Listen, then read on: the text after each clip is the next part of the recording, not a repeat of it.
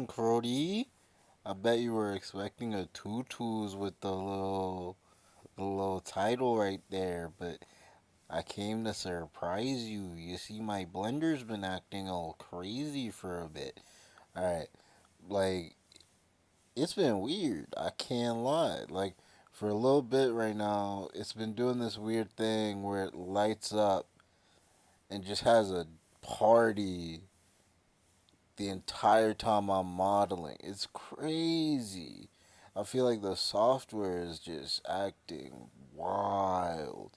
I've been trying to figure this out. Alright, but on a real level, though, like, what I've been doing as of late is like really studying the design philosophy of like the design republic and like Wipeout and looking at Quatica